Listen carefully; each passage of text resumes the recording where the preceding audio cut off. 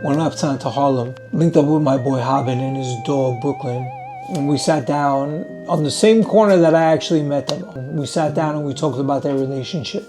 Not a normal man and his best friend relationship. Brooklyn had a lot of physical issues going on with him. He wasn't a small dog. And Hobbin went above and beyond what a lot of dog owners probably wouldn't have done. They're like the perfect duo, the two of them. And the way I saw other people just interacting with both of them, I just thought was dope. So we sat down, we had a conversation, this is how it went. I've had him since 10 weeks. I got him in Atlanta, Georgia, when I was living there. He was never supposed to be mine. I always say that. I put a deposit on him, and the guy sold him to somebody. 2 weeks later, you still want Brooklyn? Oh, well, his name wasn't Brooklyn there. He said, you still want the dog? And I was like, yeah, what happened? And he said, yo, the guy wanted a girl. So he brought Brooklyn back. Brooklyn came to me. I was never supposed to have Brooklyn, really. And 15 years later, we're here. He's lived in DC. He's lived in Cali. Man, here, never been on a plane though. Always in the cars.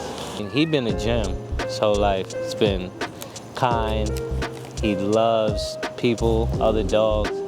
Like he's pretty much lived as free as possible. Also, Brooklyn comes from a long line of like, so he was a bred pit. I didn't get him from like, I didn't foster him or adopt him or get him from a shelter. But I also didn't know Brooklyn's lineage when I bought him. I just bought the dog. I looked through thousands of pictures on the internet, saw him and was like, that's the guy. Just connected with me, this little guy. I said, that's the one. God gives him away. Brooklyn comes back, get him. The lineage, it's lineage. God tells me register him with the Kennel Club.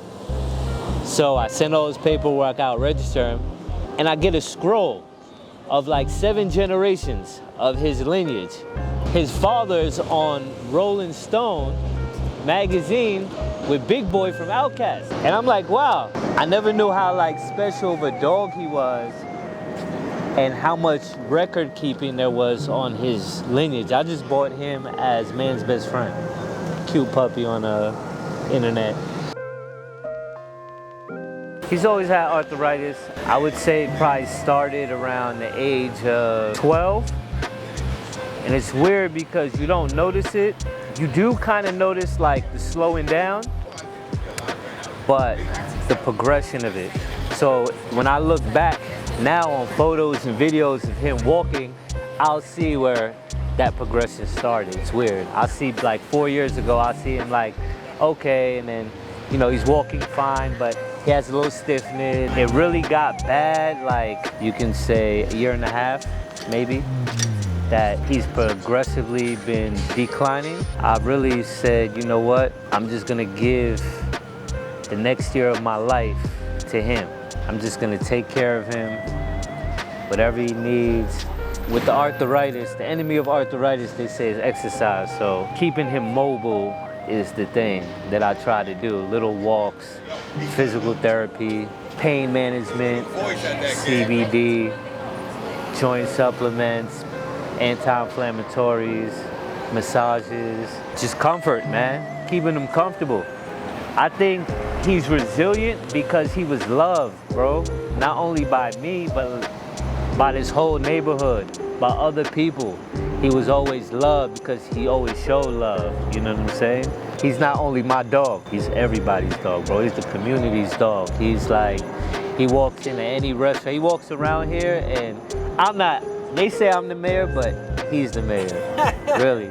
A lot of people don't even know who I am, my name, but like they see me and they go, oh, I know you, you got this gray pit bull.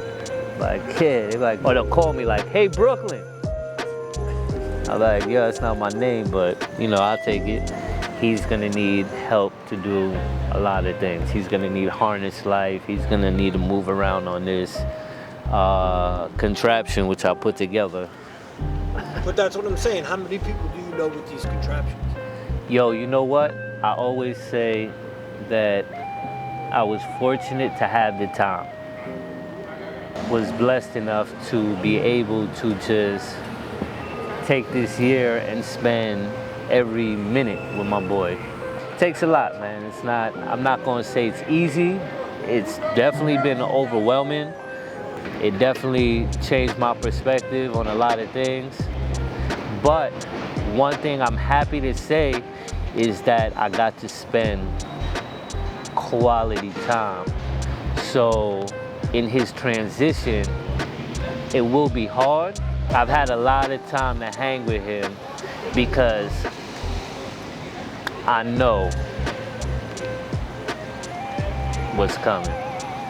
Talking with my vet, you know, my dream would be for him to just lay down one day in his bed, go to sleep, and just pass on. But internally, he's 100%. His organs, everything is like, he's a healthy 15-year-old dog inside. It's just physically, he's not. Even having to talk like a month ago with her about it during the doctor's appointment, like, she got teary-eyed.